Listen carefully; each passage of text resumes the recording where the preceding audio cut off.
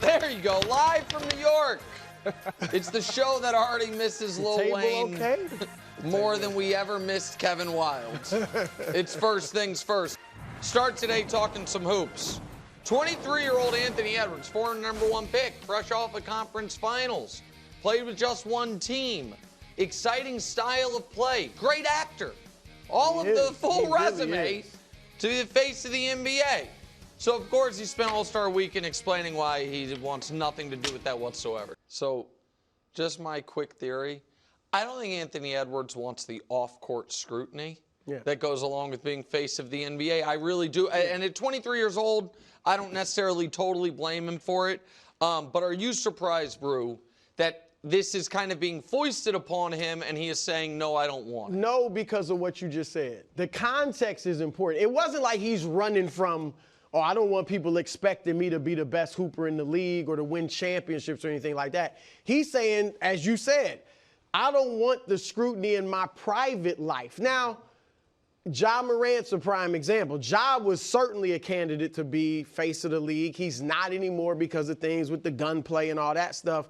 But stay away from gunplay. It's not like you have to be an angel. I mean, you know, guys who are faces of the league, you can live your life and do your stuff. Just stay out of trouble, which I think he will. So I would have been bothered had he been running from it, you know, like for basketball reasons. But that's not the case. And as you said, he's got everything. Everything. He's got the high-flying, exciting game. He's got the charisma, as you said. He was great. He stole the show in that movie he was in, Hustle. Yeah, he did. And he's in commercials. He's got a shoe deal. Like, he has everything. Basketball-wise, what he has to do is start winning more. But, you know, they're seventh in the West. And they won 9 of their last 13. They've been on the upward trajectory, made a conference finals. So, yeah, I think he is the only. And I bet you guys agree, because Ja's out, for now at least. He's the only American player that's in the running, I think, for the future face of the league when LeBron and Steph are gone. So, real quick before you go, why do you think Tatum's not in the running?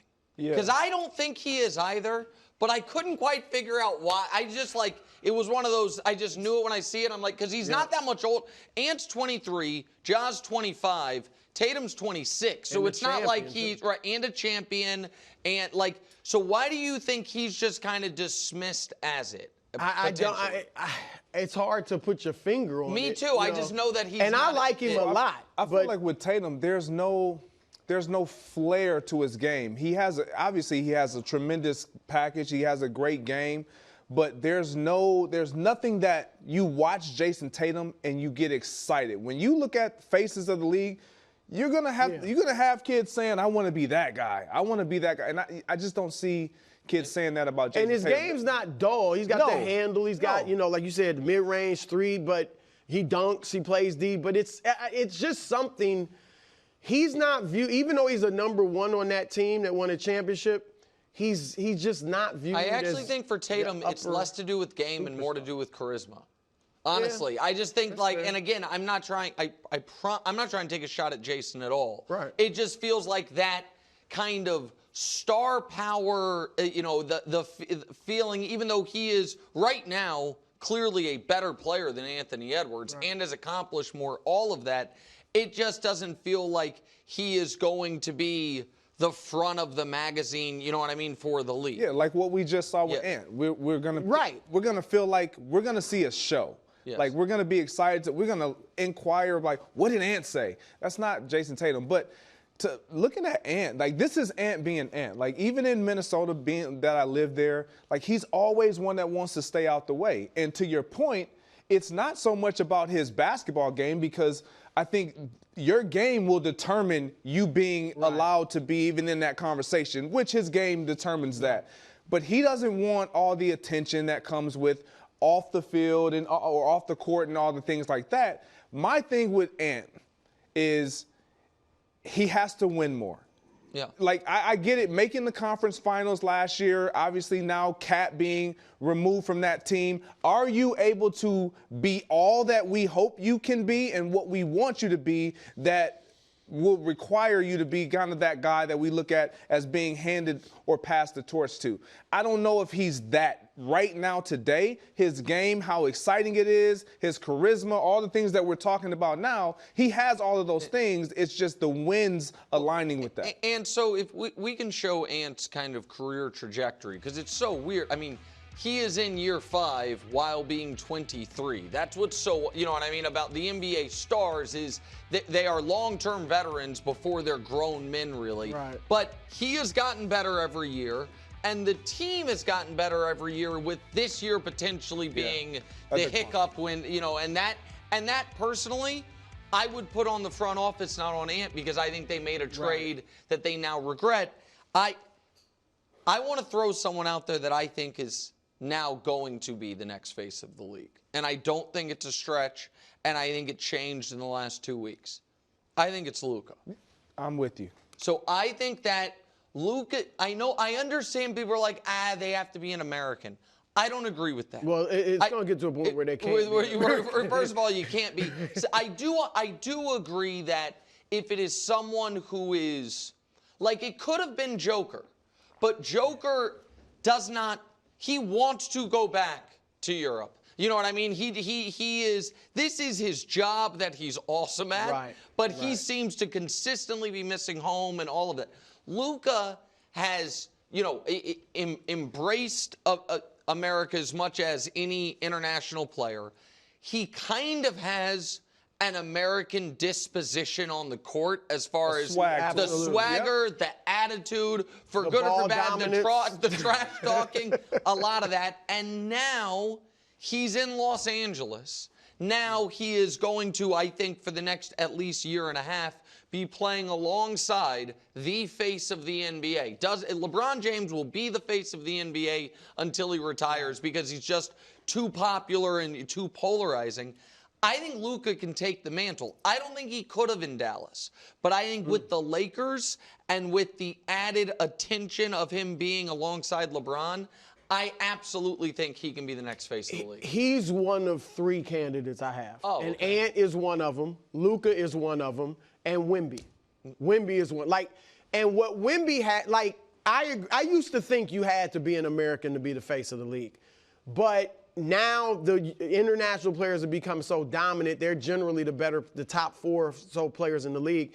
And if you have, like, Joel Embiid, he's got the charisma where if he had the game or the health, he clearly showed you, you know, he could have been that. Giannis, a little bit, but not really. Jokic obviously just doesn't really have that personality, and that's fine to not be the face of the league.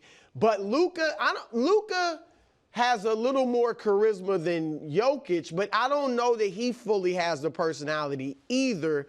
And I think Wemby does. And more so, though, what Wemby has, if you look at, like, the face of the league since I've been I was just about to do this. I think it's only 7 guys. Well, I'm going with Dr. J. I'm starting from Dr. J, who had the high-flying game. It's because most faces of the league had either, like, a high-flying, spectacular game, or they were unique. They were like a predecessor, a pioneer. So after that, it's obviously Magic and Bird. Magic, 6'8" point guard, first big point guard. Bird, let's keep it real. White American was dominating the black sport. And he came along and was doing that. Then Jordan, of course, with the high-flying game. If you want to say Kobe and Shaq, Shaq that's just, what I think. Right, unique I think because it was he was Shaq, so big. and then Shaq and Kobe, and then Kobe. Right, and Kobe, same thing, high-flying game. LeBron, just 6'9", do everything, you know, prodigy from and came out of high school. And then Steph, who's the greatest shooter we've ever seen to change the game. LeBron with him. And Wemby fits that bill as a 7'5" guy doing all the things he does. It's hard for a big man. But Shaq was unique and had the personality, and Wemby has the unique game that if he, you know, wins enough, and if actually, you don't even have to win a championship to be. No, you just have to be individually amazing. And he's already 24 and 11 and 4 and 4 block. Like, I think he's a guy. So when I hear your list, those are all guys that you name that as a kid, regardless of what era you were in, you wanted to be that guy. So you think Wemby can't be that? No, I do think Wemby could be on that list because he's kind of a unicorn. He can handle the ball. He can shoot the 3 ball. Like, he can do so many things. Kind of like like, there's a certain nostalgia that you have to have, and that we have as it pertains to the guys that you mentioned, the LeBron James, even the Kevin Durant's. Like, they bring something that a generation of kids want to become and want to be like. Like Luca, you talk about Luca. I think Luca is like in prime position. He is absolutely in prime position. When you look at what he did, his first playoff appearance in Dallas. He made us all pay attention, even with them losing 43-7-9, and then the second series against Dallas the next year. Against the Clippers. Yeah, I'm sorry, the Clippers. He went 7. He was unbelievable. He had a game winner in his third playoff game ever. The conference finals, like he took his team there. Like he's already had the winning alongside of that. Correct. Obviously, he doesn't have the championship, but to your point, he's in the building now with LeBron James. If you don't think LeBron is going to nurture him, and if we don't think that Luka is going to be good enough to be a pro, like, and watch how it is done and how he handles the media, how he moves outside of the building, all of those things, and he's wearing that Laker uniform, as you mentioned, like, he is the one that's primed and set up to take this. Real quick before we move on, the other thing that I think was going to work against Ja, that's going to work against Ant, the other thing your entire list, Brew, has in common, they are consensus top 15 all-time players. Yeah. It wasn't just like, oh, they're super popular. It was, these are the greatest players of their era. And I, with no disrespect to Ant or Ja, that's not their ceiling. That is Luka's ceiling, and that is Wemby's ceiling. And so it has to be. It's also why people are kind of a little impatient for it. Like, who's going to be the next face of the league? Who's going to... Guys, these guys only come around once every so often. There are not a lot of guys that we're going back 50 years. For Dr. J through LeBron/Steph, it's 9 people you mentioned. Like, and so over 50 years. All right, we'll keep it moving. Sticking with basketball, to keep the tradition alive, it's an all-star game, which means there was a lot of criticism surrounding the NBA. Oscar Robertson chimed in and said, who cares what Draymond says? I agree with him. Luckily, Rachel Nichols talked with some big names about how they would improve the All-Star weekend. So, great job by Rachel. Great job getting them on the record, including people who would not be invited to the one-on-one tournament. But I'm glad James Harden is available. You don't think he... Well, I'll give you the... So here's what I did. I put together a 16-player field. I basically seeded them 1 through 8, and then the remaining 8... Don't look at my paper. The remaining 8 that were in the top 16, I did by best matchup. So really, you understand what I mean? So, like, 1 through 8 is a true ranking according to me, and we'll reveal them. Okay? So 8 versus 9. 8 seed, Stephen Curry against Kyrie Irving. So what you will find in this ranking is there is going to be a natural bias towards size, where there is just going to be a weakness of if you're 6'2" and you make the semis and you're up against Giannis, it's like, well, I hope I get the ball first. And so it's like a real thing. All right, 7 versus 10, Shea against Ant. That to me is a more than fair fight. I think Shea deserves to be the higher ranked player. 6 versus 11, the slowest player in the league against the fastest. But I like the slowest guy at 6'8" in Luca. I mean, that would be it would just be such a contrast in styles. Definitely. In what they would do. And people might say I have Luca ranked too high at 6. I just feel like he's going to be incredibly hard to stop and not going to be the defensive liability that a smaller player would be, even though he's not that fast. Number 5, Brew, you're going to love this. Giannis, number 5, against number 12, Wemby. Wow.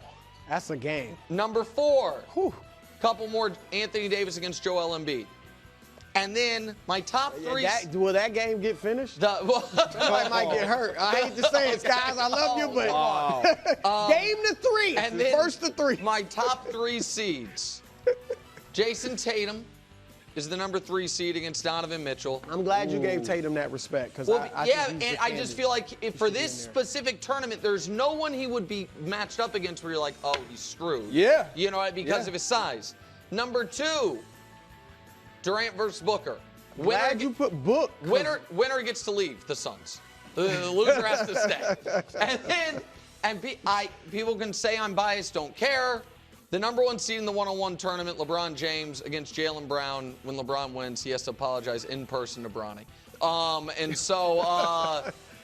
So to me, first of all, the matchups are awesome. Great job by me. Second of all, I do think LeBron would be the number 1 seed for a one-on-one tournament because of the strength, the newly improved shooting, well, the shooting and the fact that I don't think endurance matters as much for a one-on-one game to 11, you know what I mean, or whatever you're playing it to. So, Brew, your thoughts on my bracket? Well, first let me say this. I love the fact that the players were all in, that the ones Rachel talked to were like, yes. I've been saying for years they need to do it, but I didn't think the players would with their branding and things. The interesting thing is this. For years, and I don't know if it's changed now that he's 40, but for years I said, for LeBron, what benefit would it be for LeBron? Right. He could only lose because he's viewed as the best player in the world. Yep. And if he loses, then all of a sudden he's not, some people might not view him like that. Now it's like at 40, if at 41 he wins the one-on-one So tournament. there would be incentive for him to play. But I had to do some homework, some reporting on this. Wow. So I started, because there's a lot of ways you can look at it. Like you said, initially you're thinking size. And Giannis, he can defend, he's long, and who in the world's going to stop him? Then you're thinking strength, it's LeBron, that's an advantage for him. He can get to the hole on anybody.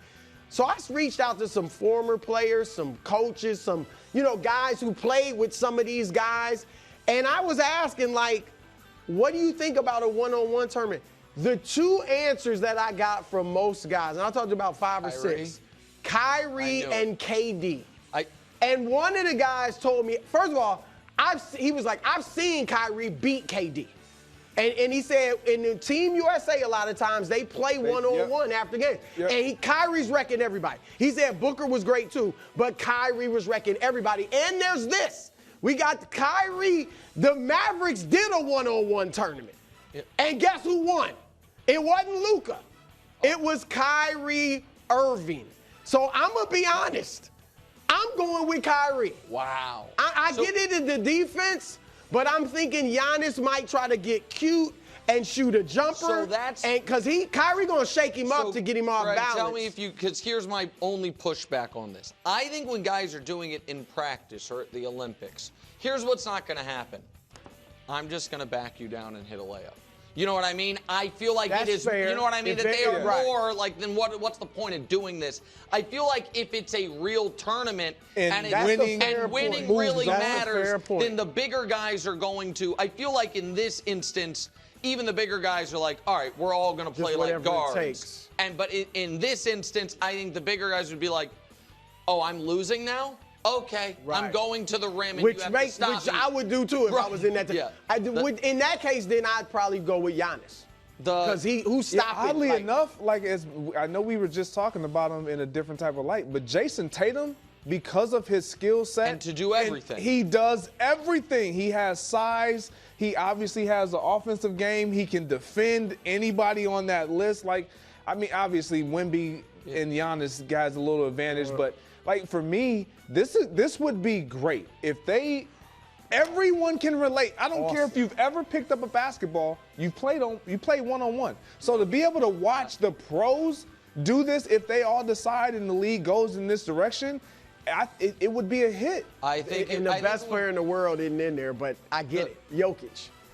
Well, I get it. I wouldn't. I don't think he would be a terrible one-on-one player. Slow, and I don't. They blow right by. And so maybe, maybe. I agree with it. And by the way, throw Jokic in there for Embiid because Embiid's not going to be available. Jokic, AD. That's so that obviously Jokic is right now the best player in the league. I also feel like he would.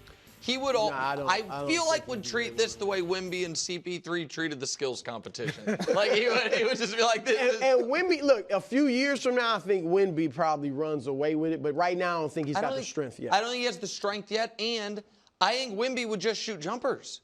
I think Wemby won't shoot jumpers in games. Right, he's shooting a few too many threes. If they did this, I don't think people would complain about the actual All-Star game not being competitive.